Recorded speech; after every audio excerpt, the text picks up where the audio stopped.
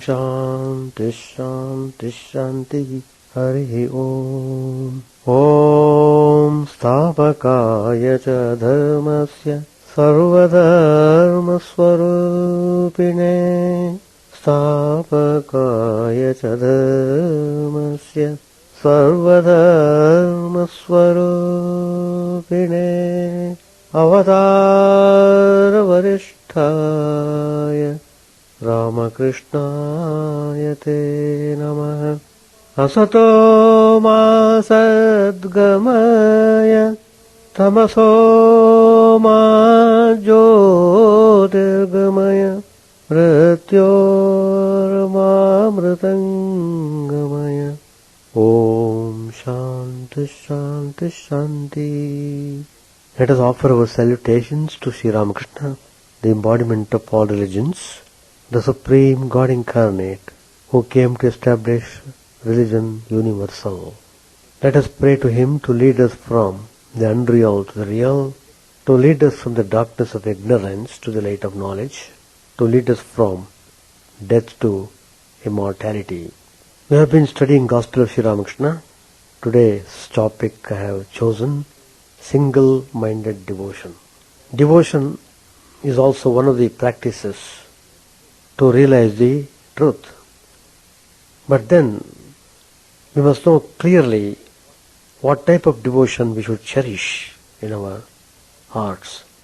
Every step from the beginning is very important till the end. Sri Ramakrishna practiced devotion and did get the vision of Divine Mother Kali. His wholeheartedness in devotion is a model to us how to cultivate proper devotion. So, Sri Ramakrishna tells from his experience what is bhakti. He says, bhakti is single-minded devotion to God. And he gives the example. It is like the devotion of a chaste wife who feels for her husband. One should have unwavering devotion to God. Sri Ramakrishna said, there is a thing called nishtha. Nishtha means single-minded devotion. He gives the example of Hanuman, who was noted for unswerving devotion. He was supremely devoted to Sri Ramchandra, and Sri Rama was highly pleased by his devotion. Once Hanuman came to see Krishna, who incarnated in the cycle of Dwapar Yuga. Hanuman wanted to see the glory of Krishna, so he came to Dwaraka. Sri Krishna came to know that the supreme devotee of God, who is well devoted to Sri Rama, who had single-minded devotion to him.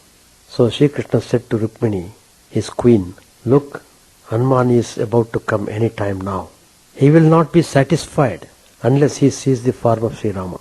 So, to please Hanuman, Krishna assumed the form of Rama, and Hanuman was in great joy to see Sri Ramchandra in Dwarka. Then he came to know that Sri Krishna is none other than Sri Rama himself. But the point is, his whole mind was saturated with the thought of Sri Rama, and everything was Sri Rama to him. Sri Ramakrishna said, if people feel sincere longing, they will find that all paths lead to God. People make hue and cry. Generally people talk about why there are so many gods and goddesses. They get confused, as it were. But why should there be any confusion at all? Suppose you go to a flower garden. There are number of varieties of flowers. Do you get confused by seeing the varieties? You feel joy. And whatever flower you like, go and have it. That's all. It's a joy for us to choose, because there's so many varieties are there. Each one's temperament is different. According to one's temperament, he can choose, he can select. whatever he wants. Same way, there are innumerable forms of God. Gods and goddesses are plenty. You select whomsoever god or goddess you want to cherish devotion. That's all.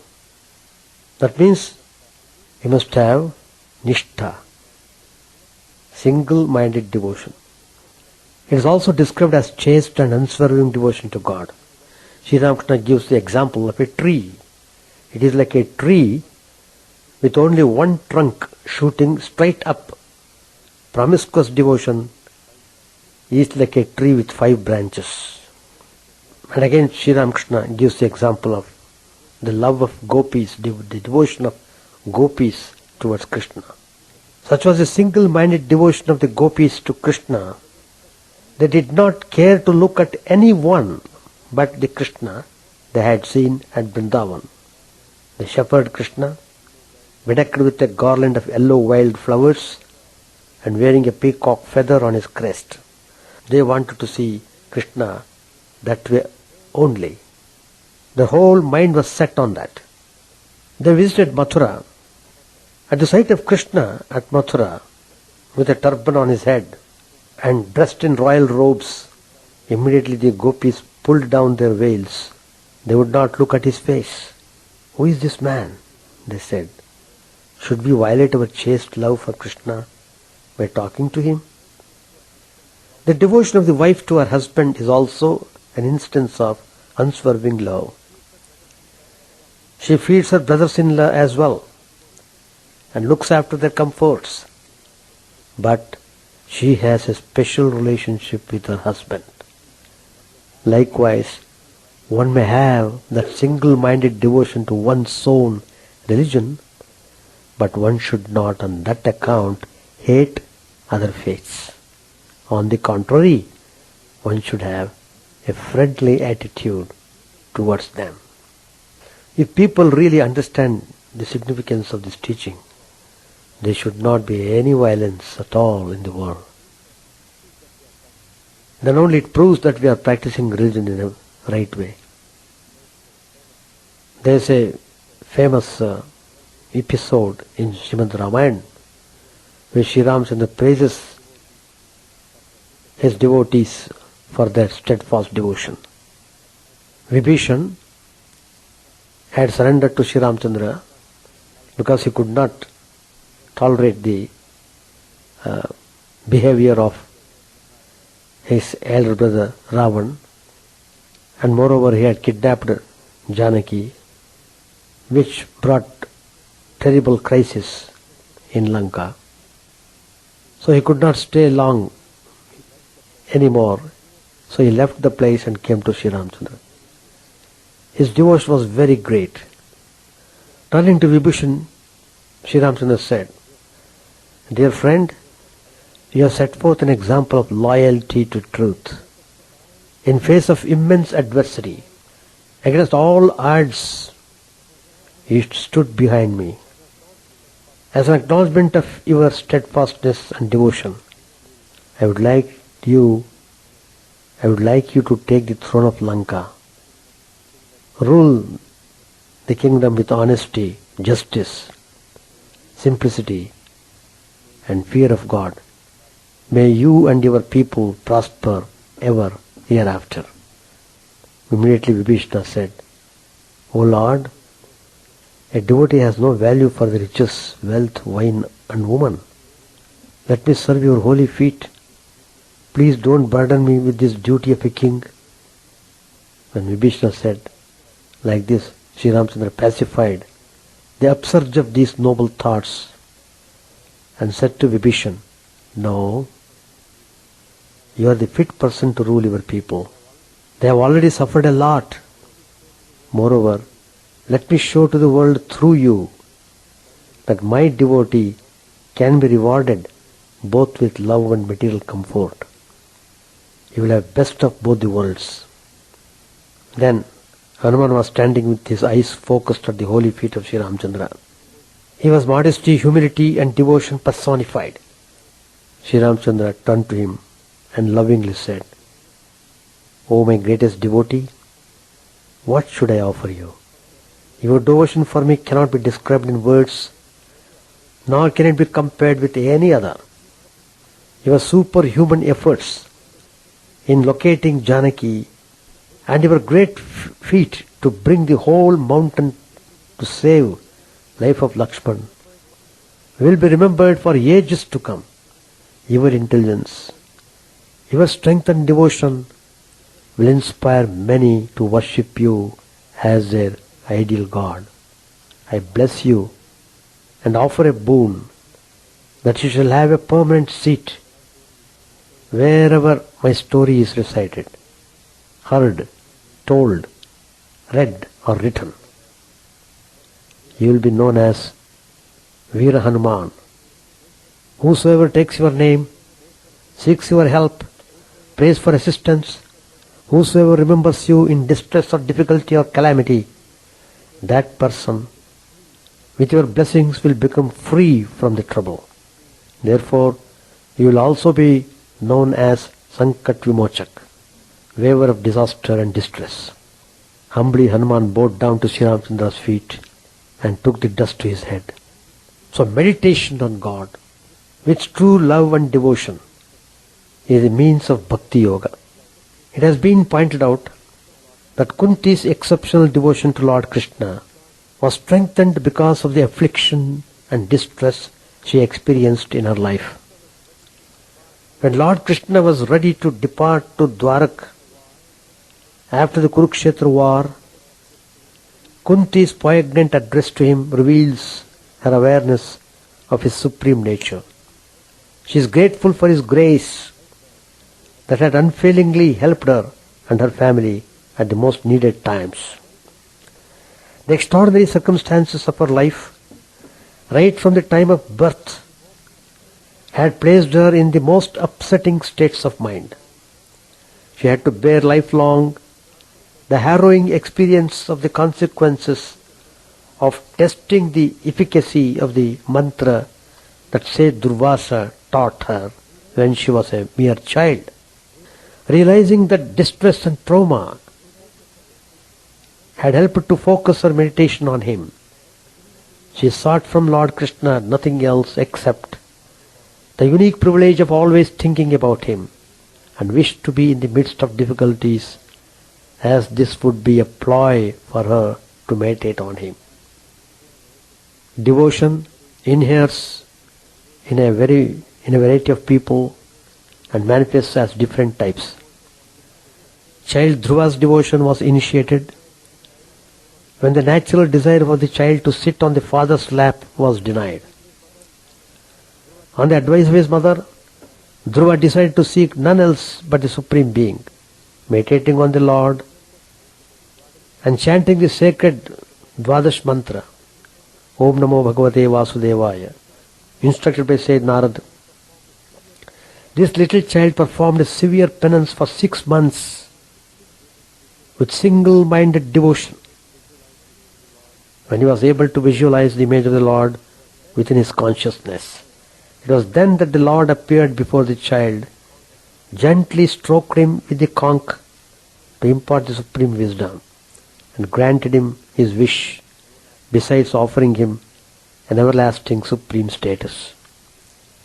We even point out to the stars in the sky, Dhruva Nakshatra, one particular star ever shining on the north side. It is named Dhruva. So what is important along with single-minded devotion is sincerity. Sincerity in devotion. Bhakti defies description and definition. The hallmark of devotion is true yearning for the Lord.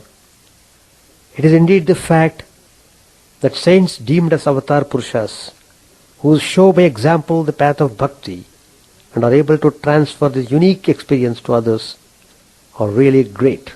This is the best gift to mankind, and one for that is far more precious than what education, wealth or status can confer. The life story of Saint Tukaram illustrates the force of resolute devotion and the intensity of bhakti strain that helped him to rise above the pulse of worldly life. His devotional songs are an invaluable contribution to Marathi spiritual literature. His abhangas reveal the great inner struggle he had to undergo and also provide an insight into his devotion that led him through the different stages of God realization. The unshakable faith in God's grace and single-minded devotion helped him face the challenges of life and attain inner purity. It was this faith and tremendous devotion that prompted complete self-surrender and enabled him to visualize God's presence everywhere and in everything. He was convinced that one had to renounce the material world if one had to seek the spiritual life. This renunciation had to be an inner one and did not need any outward display. The more he realized the grace of God, the more he understood the meaninglessness of the human ego. Such is his humility that he clearly sees his unworthiness pitted against God's greatness and grace. Since it is God who knows the true bhakta, and since he alone can kindle true devotion, his fervent prayer to the Lord is to grant him an unhindered and unending flow of devotion to him. This saint was able to experience God's compassion, and realizing that God is ever ready to extend his compassion to one and all, he urges people to follow the path of devotion. Knowledge, wealth, or other endowments are of no consequence in the practice of devotion. In spite of all our faults, in spite of all the sins piled up over numerous births, in spite of our total unworthiness in every respect, he claims with utmost confidence that chanting the names of the Lord is sure to lead to salvation. Bhakti's virtue is its sincerity. Most important factor in practicing devotion. Steadfastness, sincerity. Bhakti is the flow of a spontaneous attachment towards God. It springs from the awareness of His supreme nature that is multifaceted and multidimensional. The great scripture Bhagavad Puran, hailed as a repository of bhakti, is an invaluable guide to spiritual seekers. It serves as a pointer to them by highlighting the path of devotion as a sure route to salvation. The scripture reveals many subtle truths about the Supreme Being, and especially His compassionate nature towards one and all. By listening to expositions of this text, wherein the salient features of devotion and dharma are revealed with experiential clarity, one realizes that devotion towards the Lord has to be cultivated, has to be nurtured, and has to be practiced as a way of life. Such is His greatness that even the common people not exposed to intellectual attainments can attain salvation by following the path of devotion. The example of the total devotion of the simple-minded gopis that brought them into close union with the Supreme Being is proof enough in this regard. Great seers and sages have attained the Lord either through severe penance or intuitive perception or scholarship. But whatever path one pursues in this spiritual quest, it is of utmost importance that one is steeped in an overwhelming feeling of love towards God. A philosopher or a scholar may be well versed in the Upanishads, able to quote extensively from the texts and eloquent in expounding its intricate truths, and yet fail in his spiritual quest if he does not feel the power of devotion within himself. So, jnana alone is inadequate. Likewise, practice of karma yoga without devotion to the Lord does not lead to liberation. Hence, bhakti is integral to both the paths, jnana or karma. This path of devotion is efficacious because while it readily offers solace to the troubled souls, it can be practiced by anyone regardless of status, birth, gender, education or any other qualification, in keeping with the individual seeker's penchant and competence. It is especially suitable in the age of Kali, that is modern age, where there is marked prevalence of unhappiness caused due to ignorance or disease or too much of materialism. One has to learn how to imbibe love and respect towards God to gain peace of mind. The lives of saints stand testimony to the truth that faith in God draws sustenance from the intuitive power of cognizance that transcends the bounds of reason. Among the galaxy of saints in the Shaivite tradition, who have inspired, influenced, and fostered the spiritual growth through their lives and fervent outpourings in Tamil hymns, the saint poet Karaikal Ammayar personifies the essence of jnana and bhakti. Born in a high-principled business family, she grew up with innate spiritual leanings towards the devotees of Shiva. Her love for Lord Shiva blossomed into unflinching, single-minded devotion and kindled in her a spirit of renunciation that sought nothing else but union with the Lord. The life story of this saint devotee is exceptional in that when she prayed to Lord Shiva to rid her of her corporal body and wished to spend her life in devotion to him, the Lord granted her wish. She continued to tread the earth with the emaciated form, composing devotional hymns of excellence. Her claim that in whatever form or figure one worships the Lord, in that same form or figure he shows grace, reflects her staunch belief in the Lord's response to true devotion. True devotion, that's important. It is a misconception to believe that the Lord is inaccessible and is in a remote place. He has always been revealing himself to the saints and seers who place implicit faith and devotion in him. In her songs she affirms that the Lord, who is the world's primordial cause, is ready to appear in the hearts of his devotees as light or jnana, since he is easily moved by genuine devotion. A sincere, true, total and unselfish love to God is essential. Pursuing the path of pure devotion can help individuals overcome the desire for worldly gains and gradually realize the ultimate purpose of life. Because of its intrinsic quality to forge a link between people, love is a powerful value-adding force in human existence, and but for it, individuals would live in isolation.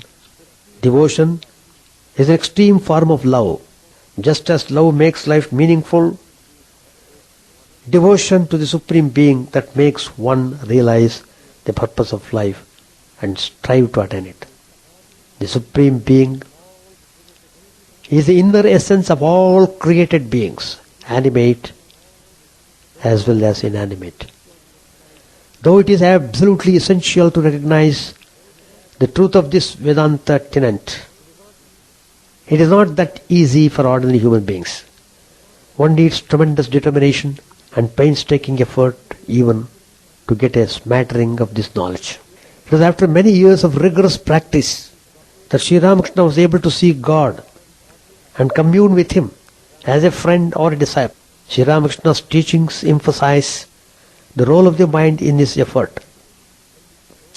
For apart from the need to condition and fortify it against distractions, it has to be a continuous exercise. The difficulty level in this sadhana is such that even successful attempts cannot guarantee a long-term victory, stressing the need to engage at it with persistence. Sri Ramakrishna's life teaches by example the dictum that patient doggedness alone pays, and in the end can win rich spiritual benefits. Despite being fortunate in realizing and experiencing God in many ways, Sri Ramakrishna had to practice meditation and concentration throughout his life to maintain the spiritual level he had attained. Knowledge of God should become the focus for meditation. Visualizing his form and dwelling on his compassionate and impartial nature can become a source of inspiration. One has to develop single-minded attention during meditation and get engrossed in it, just as the audience gets absorbed in a stage play once it begins and insulates itself against outside forces that can divert attention. From this stage, it is possible to attain a great level of perception when one believes in the truth that God is very much within oneself and all other human beings as well.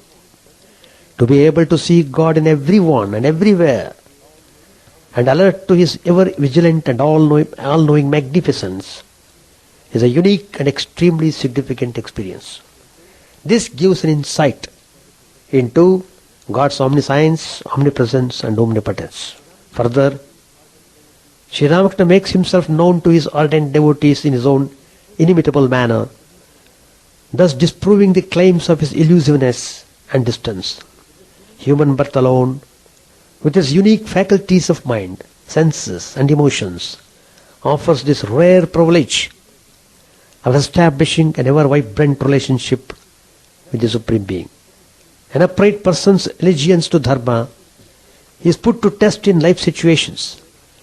It is easy to be steadfast to righteousness when there are no conflicting reasons to compromise on it, but human life is riddled with unexpected developments.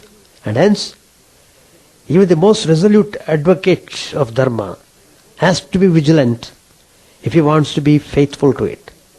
The Ramayana portrays this truth through the character of Dashrath when he was on the horns of a dilemma at sage Vishwamitra's request to send Rama with him to protect his sacrifice from the Rakshasas which were disrupting it. When Vishwamitra visited Ayodhya, Dashrath welcomed him ceremoniously with great joy that such a renowned sage had chosen to grace his kingdom. The king was magnanimous at heart and celebrated for his righteousness, which can be seen from the fact that the Lord chose to be born as his son. Dashrath, without even waiting for the sage to express the purpose of his visit, told him on his own accord, "O sage, I consider your advent precisely as welcome as securing nectar in one's own hands. You are deserving of every service from me and have called at my door through my good luck. My birth stands fulfilled and my life is blessed today. You need not entertain any doubt about the success of your mission. I shall fully accomplish your object. For being an honored guest, you are a veritable god to me." Vishwamitra was naturally delighted that his task was made easier. So, one can imagine the king's reaction when Vishwamitra expressed the reason for his visit. The epic states that the king started trembling and fainted, for Rama was his very life. Vishwamitra was asking Rama to be sent with him. That idea Dashrath could not bear with.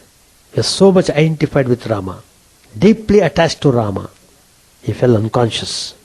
When he regained his consciousness after a long time, Dashrath begged the sage to spare his dear son who was but a child and offered instead to accompany him and place his forces at his disposal. He himself would come and take care of the security. The sage Vishwamitra, who was known for his temper, flew into a rage, saying that having promised to grant the object of his visit, he was going back on his word. Vasishtha was there, fortunately, the Kulaguru of Dashrath. He had to then intervene to make the king, who was blinded by attachment, see reason. He told Dashrath that having born in the lines of Ikshvakus, he ought not to flout dharma, and cautioned that he would lose the merit of the sacrifices he had performed if he did not redeem his word. He told that Rama would stand to benefit by accompanying the sage. Finally, the king agreed. So we find lots and lots of instances and episodes in our scriptures how single-minded devotion takes us forward to the realization of the truth. Whomsoever God we are worshipping, we are sure to have that God's vision in our heart. If we have steadfast devotion, if we are sincere to the core, if we have intense longing to have the vision. So, let us try to cultivate single-minded devotion towards the ideal which we are pursuing, not wasting time in unnecessarily diverting the mind in other ways. Now we are studying chapter 52, After the Passing Away. That is the title of the topic. Sri Ramakrishna passed away on Sunday, August 15, 1886, plunging his devotees and disciples into a sea of grief. They were like men in a shipwreck, but a strong bond of love held them together, and they found assurance and courage in each other's company. They couldn't enjoy the friendship of worldly people and would talk only of their master. Shall we not behold him again? This was the one theme of their thought and the one dream of their sleep. Alone they wept for him. Walking in the streets of Calcutta, they were engrossed in the thought of him. The master had once said to them, "It becomes difficult for me to give up the body when I realize that after my death you will wander about weeping for me." Some of them thought, "He is no longer in this world. How surprising that we still enjoy living. We should give up our bodies if we liked, but still we do not."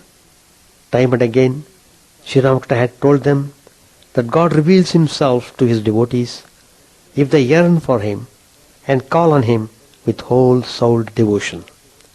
He had assured them that God listens to the prayer of a sincere heart. The young unmarried disciples of the Master, who belonged to his inner circle, had attended on him day and night at the Kasipur garden house. After his passing away, most of them returned to their families against their own wills. They had not yet formally renounced the world. For a short while they kept their family names, but Sri Ramakrishna had made them renounce the world mentally. He himself had initiated several of them into the monastic life, giving them the ochre clothes of sannyasis. 2 or 3 of the master's attendants had no place to go. To them the large-hearted Surendra said, "Brothers, where will you go? Let us rent a house. You will live there and make it our master's shrine. We householders shall come there for consolation. How can we pass all our days and nights with our wives and children in the world? I used to spend a sum of money for the master at Kasipur. I shall gladly give it now for your expenses." Accordingly, he rented a house for them at Baranagar in the suburbs of Calcutta, and this place became gradually transformed into a mutt or monastery. For the past few months, Surendra contributed 30 rupees a month. As the other members joined the monastery one by one, he doubled his contribution, which he later increased to 100 rupees. This monthly rent for the house was 11 rupees. The cook received 6 rupees a month. The rest was spent for food. The younger Gopal brought the master's bed and other articles of daily use from the garden house at Kasipur. The Brahmin who had been cook at Kasipur was engaged for the new monastery. The first permanent member was the elder Gopal. Sharat spent the nights there. In the beginning, Sharat, Sashi, Baburam, Niranjan and Kali used to visit the monastery every now and then according to their convenience. Tarak, who had gone to Vrindavan following the master's death, returned to the Calcutta after a few months and soon became a permanent member of the monastery. Rakhal, Jogin, Latu and Kali were living at Vrindavan with the Holy Mother when the monastery was started. Kali returned to Calcutta within a month. Rakal after a few months, and Jogin and Latu after a year. The household devotees frequently visited the monastic brothers and spent hours with them in meditation and study. We shall stop here. So let us practice true devotion. Everything becomes easy. Chant the name of the Lord and His glory unceasingly, that the mirror of the heart may be wiped clean and quench that mighty forest fire, worldly lust, raging furiously within. O name streamed down in moonlight on the lotus heart, opening its cup to knowledge of thyself, O self, drowned deep in the waves of His bliss, tasting His nectar at every step, bathing in His name that both for weary souls. Various are thy names, O Lord, in each and every name thy power resides. No times are set, no rites are needful for chanting of thy name. So vast is thy mercy, how huge then is periscendence, who find in this empty life and heart no devotion to thy name. O my mind, be humbler than a blade of grass, be patient and forbearing like a tree, take no honor to thyself, give honor to all, chant unceasingly the name of the Lord. O Lord and soul of the universe, mine is no prayer for wealth or retinue, the playthings of lust or the toys of fame, as many times as I may be reborn. Grant me, O Lord, a steadfast love for thee. A drowning man in this world's fearful ocean is thy servant, O sweet one. In thy mercy consider him as dust beneath thy feet. Ah, how I long for the day when an instant's separation from thee, O Lord, will be as 1,000 years, when my heart burns with its desire, and the world without thee is a heartless void. Prostrate at thy feet let me be, in unwavering devotion, neither imploring the embrace of thine arms, nor bewailing the withdrawal of thy presence, though it tears my soul asunder. O thou who stillest the hearts of thy devotees, do with me what thou wilt, for thou art the heart's beloved, thou and thou alone. O Lord, lead us from the unreal to the real, lead us from darkness to light, and lead us from death to immortality. May all be free from dangers, may all realize what is good, may all be actuated by noble thoughts, may all rejoice everywhere. May all be happy, may all be free from disease, may all realize what is good, may none be subject to misery. May the wicked become virtuous, may the virtuous attain tranquility, may the tranquil be free from bonds, may the free make others free. May good benefit all people, may the sovereign righteously rule the earth, may all beings ever attain what is good, may the worlds be prosperous and happy, may the clouds pour in time, may the earth be blessed with crops, may all countries be freed from calamity, may holy men live without fear. May the Lord, the destroyer of sins, the presiding deity of all sacred works, be satisfied, for he being pleased, the whole universe becomes pleased, he being satisfied, the whole universe feels satisfied.